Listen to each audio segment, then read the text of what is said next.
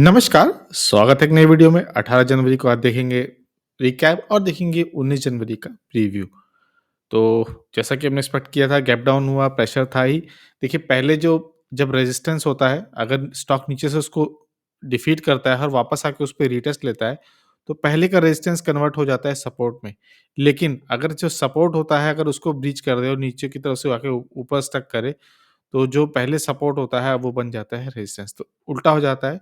तो 21,500 का जो पहले सपोर्ट था, अब वो रेजिस्टेंस का काम कर रहा है। आज अपना इसका ऑल टाइम आज का डे हाई देखोगे आप, तो 21,540 का था। ज़रूर टच किया उसने, लेकिन विक नहीं कर पाया। देखिए, ये जो बड़ी-बड़ी विक्स दिखाई दे रही है ना आपको, ये वोलेटिलिटी की निशानी होती है कि मार्केट में वोलेटिलिटी है, पैनिक है, उसकी निशानी होती है। आप स्टॉक्स भी देखोगे, अभी हम देखेंगे आगे चल के, तो आपको दिखाई देंगे। तो अगेन 21,500 का रेजिस्टेंस है और अगेन 21,800 तो हमारा रेजिस्टेंस शॉर्ट टर्म पे बनाई है, 22,000 लॉजिकल है। अगेन मैं फिर से एक बार रिपीट करूँगा कि हमें 21,000 के लिए 21 के लिए हमें मेंटली प्रिपेयर होना चाहिए। हमारे पास वो फंड्स होने चाहिए कि 21 के जब आए, तो हम उसमें फ्रेश इन्वेस्टमेंट कर पाएँ, निफ्टी 20 ले पाएँ, आईटी 20 ले पाएँ, इस तरह से हम अपनी इन्वेस्टमेंट कर पाएँ। तो थोड़ा-सा फंड सिक्योर करके रखा है 21,000 के लिए, आया वेल गुड, नहीं आया और भी गुड। तो करंटली यही सिचुएशन थी। प्रेशर में था। अब 2 दिन के प्रेशर के बाद वापस अब देखिए, अ, सबको लगता है मार्केट में कि वही डेढ़ शाना है, बट ऐसा होता नहीं, मार्केट ही सुप्रीम है। लेकिन एक स्विंग ज़रूर है, आज जिसने बाइंग की है नीचे के लेवल से, जब प्रेशर था बीच मार्केट में, तो कल उनको एक जो सडन जंप आएगी। अब देखिए, लोगों को लगा है कि हाँ, हो गई, जितने प्रॉफिट बुकिंग थी हो गई, जितना नीचा था आ गया, अब बाइंग आएगी। तो कल कुछ बाइंग भी आ जाएगी, थोड़ा-सा लोगों में स्केप्टिकल रहेंगे, तो जब स्टॉक थोड़ा-सा ऊपर मूव करेगा, फिर वो थोड़ा-सा नीचे आएगा, वेट करेंगे, तो फिर थोड़ा-सा ऊपर जाएगा, फिर वेट करेंगे, फिर किक इन होगा फोमो और फिर स्टॉक जा सकता है, इंडेक्स भी जा सकता है ऊपर। एक्सपायरी भी चली गई हैं सारी और आप उसके बाद की बात आ गई। तो इसी का फ़ायदा हम उठाएँगे। कल हम बाइंग करेंगे, आज आज एक्चुअली जो उसने बाइंग की है, कल वो उसका फ़ायदा उठाएगा। हमने भी थोड़ी-सी आज बाइंग की है, बट अगेन 21,000 के लिए हमने अपने फंड सेव करके रखे हैं। आया वेल गुड, नहीं आया और भी बढ़िया। ऑप्शन चेन देखने का फ़ायदा नहीं है, बहुत ज़्यादा पोज़ीशन बिल्ड नहीं हुई है। अगर हमने जो एक्सपायरी डेट है वो अगले हफ्ते की लगाई है 25 जनवरी की, तो आप देखोगे 21,500 पे जो हल्का-फुल्का रेजिस्टेंस है और अभी पोज़ीशंस कुछ खास बिल्ड नहीं हुई है। अब जब अगली पोज़ीशन बिल्ड होगी, तब हमको पता चलेगा, कल के मार्केट के बाद बिल्ड होगी। और याद रखिए, इस बार सैटरडे को भी मार्केट ओपन है। डिज़ास्टर रिकवरी का सॉफ्टवेयर टेस्ट होगा, तो 2 घंटे बीच में 9:45 के आस-पास ये स्टार्ट होगा और फिर एक और बार 1 घंटे गैप लेके फिर से स्टार्ट होगा। तो उसको भी ध्यान रखना है, तो पोज़ीशन बिल्ड होगी। याद रखिए, ये नहीं कि सैटरडे है तो ऑफ है। 1:32 यानी देखिए 22,000 पे अभी भी है और अगर आप नीचे की तरफ देखोगे तो आपको 21,000 पे दिखाई देगा। तो पोज़ीशंस क्लियर होंगी, बाद में फिर देखेंगे। बैंक निफ्टी देखिए, अगेन ये जितनी बड़ी-बड़ी विक्स दिख रही है ना, वो वोलेटिलिटी की निशानी होती है। जब रिलेटिवली जब काम होता है मार्केट, तो आपको इतनी बड़ी विक्स नहीं मिलती। तो अगेन मैंने बोला था कि 44,000 भी आ सकता है, बट अगेन नीचे से बाइंग आ गई। तो देखिए, 44,000 जो दूर की कौड़ी लग रही थी, अब बहुत उसके नज़दीक आ गया है। हो सकता है इसको टच करे, हो सकता है एक पतली सी विक बना के चले जाए, थोड़ा-सा स्टेबल हो, ऊपर-नीचे करके वापस आ जाए। तो एक एक पॉसिबिलिटी है 44,000 की, वहाँ पर भी आ सकता है। हाँ, लेकिन अब देखिए क्या है, ये एचडीएफसी बैंक काफ़ी गिर गया है। म्यूचुअल फंड्स आप देखोगे, कोई भी म्यूचुअल फंड लीजिए, ओपन कर लीजिए, आपको उसमें एचडीएफसी बैंक मिलेगा। तो हमारा सबसे प्रीमियम स्टॉक है एचडीएफसी बैंक, जो निफ्टी, निफ्टी 50 और निफ्टी बैंक दोनों में एक हैवी कंपोनेंट है, तो वो उसको ज़्यादा गिरने देंगे भी नहीं। तो कुछ म्यूचुअल फंड्स आ जाएँगे बाइंग करने के लिए, वो उसको थोड़ा-सा सँभालेंगे। इसी तरह आज सँभला और जैसे ही सँभला तो निफ्टी बैंक भी सँभल गया। लेकिन अब अगर एचडीएफसी बैंक में नहीं तो क्या, देखिए, एचडीएफसी बैंक से थोड़े बहुत लोगों का मोह-भंग ज़रूर हुआ है। लेकिन एचडीएफसी बैंक नहीं तो फिर क्या? फिर दूसरे बैंक देखेंगे। एचडीएफसी बैंक का चार्ट खोल लेते हैं, देखिए आज भी वॉल्यूम अच्छी थी। थोड़ा-सा सपोर्ट आया नीचे, एक हैमर टाइप का कैंडल बना है, सपोर्ट के पास है। कल इसमें बाइंग आ सकती है, कुछ लोग इसमें इंटरेस्ट ज़रूर लेंगे। 1486 के प्राइस पर कुछ इंटरेस्ट ज़रूर बनेगा अगले। बेसिकली अगर आप एक स्विंग ट्रेडर भी हो, तो भी यहाँ से अपने प्रीवियस हाई के लिए महीने, 2 महीने, 4 महीने 1 क्वार्टर के लिए आप एक स्विंग आसानी से प्ले कर सकते हो। बट अगर बात आती है एचडीएफसी बैंक नहीं तो क्या? तो दूसरे बैंक आईसीआईसीआई बैंक का आप चार्ट खोलोगे तो देखिए आज इसमें मूवमेंट है, वॉल्यूम भी है और ग्रीन भी है, गैप डाउन होने के बावजूद ऊपर गया है। ये नहीं तो एक्सिस बैंक आपके पास बैंक्स की जो 3-4 बड़े बैंक्स हैं, आप उधर ही जाओगे। एक्सिस बैंक देखिए, बहुत ही गैप डाउन हुआ और बहुत ही सॉलिड कैंडल बनी। प्रीवियस से भी ऊपर गया 1.40 का मूवमेंट आया, वॉल्यूम भी दिख रही है। तो अब यहाँ नहीं तो वहाँ तीसरा बैंक कोटक आ जाता है, तो कोटक भी देख लेते हैं। कोटक बैंक में आज थोड़ा-सा प्रेशर था, फिर लास्ट में बाइंग आ गई, तो यहाँ भी एक एक इन्वर्टेड हैमर ज़रूर बन गया है। तो अगर एचडीएफसी बैंक नहीं तो क्या? तो आपको इस तरह सोचना है। तो जो फाइनेंशियल्स में इन्वेस्ट करते हैं और जो बहुत सारे फंड्स होते हैं जो बैंक से रिलेटेड हैं, वो कहाँ जाएँगे? एचडीएफसी बैंक नहीं जाएँगे तो यहाँ जाएँगे। और इसके अलावा एसबीआई तो है ही, जो पत्थर की तरह खड़ा हुआ है, भले ही अच्छा रिज़ल्ट आए, खराब रिज़ल्ट आए, वहीं वो उसमें कोई ऐसा मूवमेंट नहीं आता इतना जल्द। तो अच्छी बात है। एसबीआई में तो हम पहले से बने हुए हैं कप एंड हैंडल के ब्रेकआउट के साथ। वीकली बेसिस पे बने हुए हैं, तो अपने को इतनी टेंशन है नहीं। तो अब आ जाते हैं रिज़ल्ट पे। अब देखिए मार्केट चेंज हो गया, हमने कल भी डिसाइड किया था, जब मार्केट को रिज़ल्ट पसंद आते हैं, तो अब वो नहीं कि हफ़्ते 2 महीने में वेट करेगा फिर वो उस प्राइस पर आएगा, ना, सीधा नीचे लाके पटक देगा और अगर अच्छा रिज़ल्ट है तो सीधे नीचे से अर्श से फ़र्श, सेम कहानी है। ओरेकल फाइनेंशियल्स को देखिए आप, 30% के ऑलमोस्ट ऊपर जाके क्लोज़ हुआ है, रिज़ल्ट अच्छे थे। हमने कहाँ पोस्ट किया था? यूट्यूब कम्युनिटी पर और ट्विटर पर भी।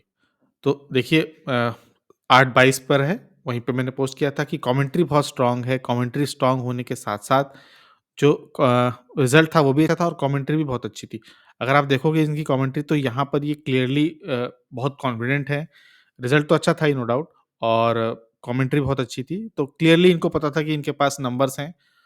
उसका रिज़ल्ट क्या हुआ? ओपन ही हुआ 10% के अपर सर्किट पे, सीधा 15% और फिर 20%। जर्नी इसकी स्टार्ट ही होती रही, लास्ट में इसने कहाँ क्लोज़ किया? 30% के आसपास, 28.91 के आसपास क्लोज़ हुआ। देखिए 28.69। तो अब वो दिन नहीं रह गए जहाँ धीरे-धीरे करके ऊपर जाएगा। इससे ऊपर की एक्चुअली जा सकता था, बट इसमें ऑप्शंस ये फ्यूचर ऑप्शंस का स्टॉक है, तो इसमें ऊपर ऑप्शंस के कॉन्ट्रैक्ट ही नहीं थे, तो इसके ऊपर कहाँ जाएगा? इसीलिए यहाँ टूट गया, वरना तो पता नहीं आज कितना पॉइंट लेके चले जाते। बट 1500 पॉइंट किसने एक्सपेक्ट किया था एक दिन में आएगा, आ गया। अब कल ये ज़रूर बैन में चला जाएगा तो थोड़ा बहुत प्रॉफिट बुकिंग आएगी, फिर नई लेवल पे ऊपर जाएगा। तो अब जो नया मार्केट है, नया स्टॉक इंडेक्स है, ये वेट नहीं करता, ये तुरंत ऊपर से लाके नीचे पटक देगा, नीचे से ऊपर पटक देगा, कोई वेट नहीं। एलटीआई माइंट्री देखिए सीधा ऊपर से लाके नीचे पटक दिया, 10% का गैप डाउन ही ओपन हुआ था। तो अब ये बात नहीं है, भले ही थोड़ी-सी नीचे से बाइंग दिख गई हो, लेकिन कल इसमें फिर प्रेशर आएगा। तो अब मार्केट जो है वो डिफरेंट हो गया है। अब सीधा उसी दिन पलट देगा, तो रिज़ल्ट्स का इम्पैक्ट बहुत मैटर करता है। बट हाँ, रिज़ल्ट्स की एक्सपेक्टेशन जो है वो भी है। 80 तरह के ब्रोकर्स हैं, उनकी 80 एक्सपेक्टेशन लिस्ट हैं। 90 तरीके के फॉरेन इंस्टीट्यूशंस हैं, उनकी एक्सपेक्टेशन लिस्ट है। किसके एक्सपेक्टेशन पे कौन फिट बैठता है, कौन बीट करता है, ये भी एक बहुत ट्रिकी गेम हो गया है। आपको लगेगा रिज़ल्ट अच्छे हैं, पर रिज़ल्ट अच्छे नहीं होंगे। अगर आपको एशियन पेंट्स के रिज़ल्ट ठीक थे, लेकिन रिज़ल्ट देखिए भारी वॉल्यूम 5% के साथ इसकी पिटाई हुई थी, फिर थोड़ी-सी बाइंग आ गई तो ऊपर चला गया। कुछ भी ऐसा रिज़ल्ट में बहुत खराब नहीं था, अच्छे रिज़ल्ट थे, अच्छे से थोड़े बेहतर रिज़ल्ट थे। होम डेकोर में ज़बरदस्त इन्होंने अब एशियन पेंट्स नहीं रह गई, अब वो होम डेकोर में आ गई है। होम डेकोर में ग्रोथ और जो मार्जिन थे वो ज़बरदस्त थे। तो पता नहीं ऐसा क्यों लग रहा है कि किसी को क्या डाउट है, तो सीधा लाके नीचे पटक दिया। और ये आएगा तो इसका इसके साथ इसका छोटा भाई पिल्लेट भी आएगा, उसके साथ भी पिटाई हुई, वो भी देखिए नीचे आ गया मुफ्त में, उसका तो रिज़ल्ट आया भी नहीं। बट ठीक है, एक लेवल पे बैठा हुआ है, हमने पहले भी देखा था कि एक लॉजिकल लेवल है, प्रॉफिट बुकिंग करनी है, अगर आपने भी की, वेल गुड। देखिए प्रॉफिट बुकिंग नहीं की, बाद में स्टॉक नीचे आ गया, वेट करते रह गए कि प्रॉफिट बुकिंग नहीं की, हाय अल्लाह क्या हो गया? कुछ नहीं हो सकता उसका। आपको जहाँ दिखना है, जहाँ स्टॉक आपका शॉर्ट टर्म में टारगेट पूरा हो, वहीं प्रॉफिट बुक करना है। अब देखते हैं एप्टस। एप्टस का रिज़ल्ट अभी आना पेंडिंग है, लेकिन इसमें सुगबुगाहट हो गई है, क्यों? होम फर्स्ट के चलते। होम फर्स्ट का रिज़ल्ट आया, स्टॉक में थोड़ा बहुत मूवमेंट भी है। मैं रिज़ल्ट भी चेक कर रहा था, तो ऐसा बहुत शार्प रिज़ल्ट तो नहीं है, लेकिन हाँ, अच्छे रिज़ल्ट है।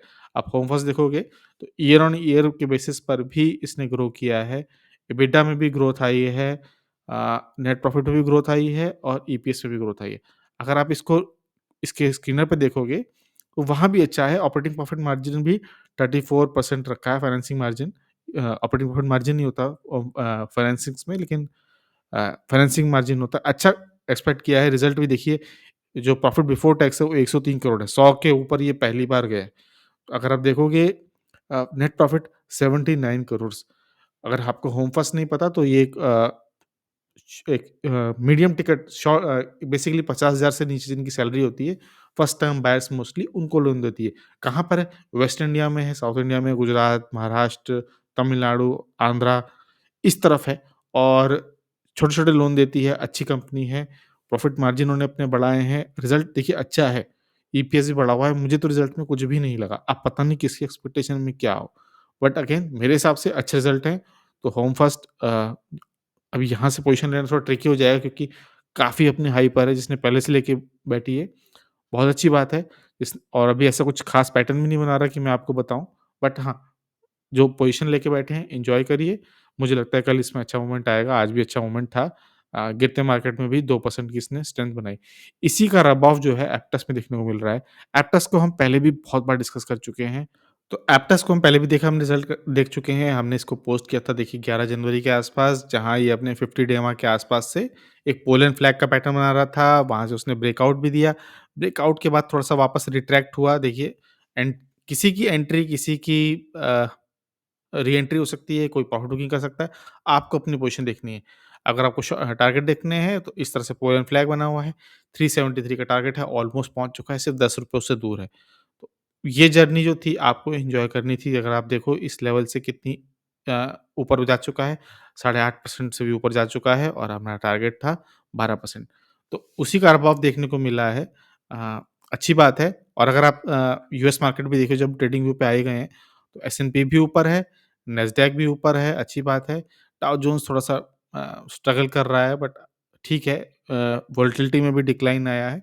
अच्छा रिज़ल्ट है। एप्पल देखिए गैप अप ओपन होके ऊपर जा रहा है, अच्छी बात है। तो देखिए 2 दिन की प्रेशर के बाद अब बाइंग आ रही है, तो उस बाइंग को हमको एन्जॉय भी करना है। तो ये तो बात हो गई होम फर्स्ट और एप्टस की। महाराष्ट्र बैंक हम पहले डिस्कस कर चुके हैं। देखिए अच्छा रिज़ल्ट आया था। इस लेवल पे मैंने कई बार बाइंग की, मैंने थोड़े-थोड़े चंक डाले। मैंने आपको बोला क्यों बाइंग कर रहा हूँ? क्योंकि यहाँ पे 50 डे EMA का सपोर्ट है। अगर मूविंग एवरेज लगाऊँगा, तो आपको दिखाएगा 50 डे EMA का सपोर्ट है हम यहाँ पर। हमने इसकी एक चैनल पे एक एक डिटेल वीडियो भी बनाई है monthly daily basis, monthly basis, weekly basis पर आप वो भी देखिए। तो इस तरह से एक एक एक राउंडिंग बॉटम बना के इसने देखिए एक रीटेस्ट एक बार और नीचे आया, अब ऊपर। अच्छी जर्नी है, रिज़ल्ट भी इसके अच्छे हैं, अच्छा टारगेट हो सकता है। हम डेली, वीकली, मंथली तीनों बेसिस पे इसकी एनालिसिस कर चुके हैं और हमने देखा है कि इसमें अच्छा मोमेंट आया है। अब इसको जब अपने ऑल टाइम हाई पे जाने के लिए बहुत मेहनत करनी पड़ेगी। तो हम रिज़ल्ट में बने हुए हैं, धीरे-धीरे करके चंक बाइंग की हमने और पोज़ीशन बिल्ड करेंगे। देखिए वॉल्यूम यही दिख रहे हैं, इससे पहले नहीं दिख रहे थे। यही वॉल्यूम है, अच्छे वॉल्यूम है। बैंक ने रिज़ल्ट भी अच्छे पोस्ट किए हैं। आरती इंडस्ट्रीज़ पर जाते हैं। देखिए आरती इंडस्ट्रीज़ मार्केट ओपन होने से पहले हमने इनकी अपडेट आई थी, हमने पोस्ट भी शेयर किया था। देखिए आप 9 बजे वीडियो नहीं शूट कर सकते आप और आप अपलोड नहीं कर सकते, तो आपको इस तरह से फ़ॉलो करना पड़ेगा। इसके अलावा आप फ़ॉलो कर सकते हो ट्विटर पर भी और इसके अलावा आप फ़ॉलो कर सकते हो कम्युनिटी पोस्ट पे भी, वहाँ भी मैं पोस्ट करता रहता हूँ। हैप्पीएस्ट माइंड के रिज़ल्ट भी खराब आए थे, जबरदस्त पिटाई हुई इसकी आज। तो कंपनियाँ जो हैं वो अब इसी तरह रहती हैं। तो आप देखिए आरती इंडस्ट्रीज़ अच्छा रिज़ल्ट है, एक लॉन्ग टर्म कॉन्ट्रैक्ट साइन किया है इन्होंने और ये कॉन्ट्रैक्ट जो है ये पहले ही इनके साथ थे, अब इन्होंने कॉन्ट्रैक्ट साइन कर लिया है। 4 साल में ये अब सप्लाई करेंगे, 6000 करोड़ के वर्थ का कॉन्ट्रैक्ट है और मार्केट ऊपर ही हुआ था, गैप अप ओपन ही हुआ था, उसके बाद ऊपर गया, 8% का भी गया था, लेकिन अगेन मार्केट में बचा था, नीचे आ गया। बट हम इसमें डेली से बेटर हम इसको वीकली बेसिस पे देख रहे हैं, काफ़ी टाइम से देख रहे हैं। तो अगर हायर हाई बना रहा है, ऑल टाइम हाई पे जाना है, धीरे-धीरे करके चंक बाई करेंगे। हम पहले ही काफ़ी बार यहाँ पे बीच में 1, 2, 3 बार मैंने चंक इन्वेस्ट कर चुका हूँ, मज़े करेंगे इसके। अब आ जाते हैं हम आईटीसी पर। देखिए विक देखिए आईटीसी की। आईटीसी जैसे स्टेबल, फंडामेंटली स्ट्रॉन्ग स्टॉक में इतनी वोलेटिलिटी, तो सोचिए बाकियों में क्या होगा? तो यही निशानी है, टारगेट हमारा वही रहेगा। हाँ, हाँ, मैं विक्स की बात कर रहा था, तो आप बहुत देखोगे जैसे कैम्प्स देख लो आप, तो जितने भी स्मॉल स्टॉक्स हैं उसमें आपको इस तरह का विक्स ज़रूर देखने को मिलेगी। सीडीएसएल में भी आई थिंक मिल जाएगा हमको। मैं रैंडमली ओपन कर रहा हूँ, आपको दिख जाएगा विक्स बहुत दिख जाएगा और भी सीडीएसएल कैम्प देखा है तो इसका दूसरा भाई केफिनटेक भी देख लेते हैं। इसमें भी ऊपर-नीचे दोनों तरफ वीक है, लेकिन इसमें अच्छा बाइंग भी है। Nice, very good. तो इस तरह से बाइंग मिलेगी। टाटा पावर भी हमने पहले डिस्कस कर चुके हैं, अगर हम उसको भी देख लें, इसमें वीक है। तो देखिए ये वोलेटिलिटी को दिखा रहा है कि मार्केट में वोलेटिलिटी बनी हुई है। तो इसी वोलेटिलिटी को आप प्रेशर में आके बेच मत दीजिए, प्रेशर में आके खरीद मत लीजिए।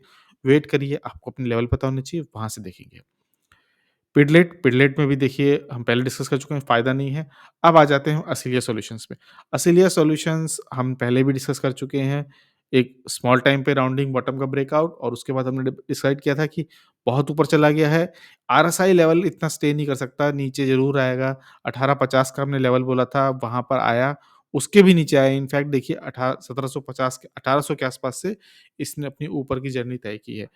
तो 1750 तक आ गया, अब अगर आपने री-एंट्री नहीं की तो आपको सोचना पड़ेगा। हाँ, लेकिन इसके क्वार्टरली रिजल्ट्स आज ही आए हैं। मुझे नहीं पता ओपन मार्केट में आए थे, क्लोज़ मार्केट में आए थे, but I think open market में आए थे, क्योंकि अगर मैं इसको 5 मिनट के चार्ट पे लगाऊँ, तो आप देखोगे कि 5 मिनट के चार्ट में एंड में हमको बाइंग मिल रही है काफ़ी।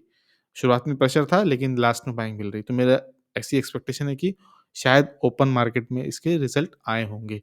तो इसके रिजल्ट कैसे हैं? देखिए, ना बहुत अच्छे हैं, ना बहुत खराब हैं। अगर आप देखोगे ईयर ऑन ईयर बेसिस पे तो आपको अच्छे मिलेंगे और आप देखोगे क्वार्टर क्वार्टर बेसिस पे तो थोड़ा प्रेशर ज़रूर मिलेगा। देखिए ईयर ऑन ईयर देखिए 11% का सेल्स है, एबिटा देखिए 15% का है, नेट प्रॉफिट देखिए 23% का है ईयर ऑन ईयर। तो अच्छी बात है, ईयर ऑन ईयर तो रिज़ल्ट बहुत अच्छे हैं, लेकिन क्वार्टर ऑन क्वार्टर आपको थोड़ा बहुत प्रेशर दिख रहा है, जो कि हमने बहुत सारी कंपनियों में देखा है। तो अब देखिए किसकी एक्सपेक्टेशन पे क्या बैठ रहा है, वो मार्केट को तय कर लेने दीजिए। आप क्या करेंगे, हम क्या करेंगे, जो मार्केट रेट करेगा उसको देखेंगे। तो ऑपरेटिंग प्रॉफिट मार्जिन देखिए ईयर ऑन ईयर 36 से 37% बढ़ा ली इन्होंने। क्वार्टर ऑन क्वार्टर थोड़ा-सा डिक्लाइन ज़रूर आया है। बट स्टिल अ, मेरे को ठीक लग रहे हैं रिज़ल्ट इसके, लेकिन मार्केट में किसके एक्सपेक्टेशन पे क्या बैठ रहा है, फिर देखेंगे। मार्केट जिस तरह से रिएक्ट कर रहा है, उस तरह देखेंगे। एसिलिया सॉल्यूशंस ने डिविडेंड भी अनाउंस किया है, शायद ₹25, हाँ, ₹25 पर डिविडेंड है, ₹25 पर शेयर है आपके पास। तो ये भी देखना है आपको। अगर आप जैसे मैंने पहले भी बताया कि अगर आपको एक स्ट्रॉन्ग डिविडेंड पोर्टफोलियो बिल्ड करना है, तो आपको आईटी स्टॉक्स के साथ जाना पड़ेगा, अच्छा डिविडेंड देते हैं। तो ये था आज का वीडियो, कैसा लगा? क्या आपने कुछ बाय किया, सेल किया? ज़रूर बताना। हो सके तो वीडियो को लाइक, शेयर, सब्सक्राइब करिए। वीडियो देखने के लिए बहुत-बहुत धन्यवाद।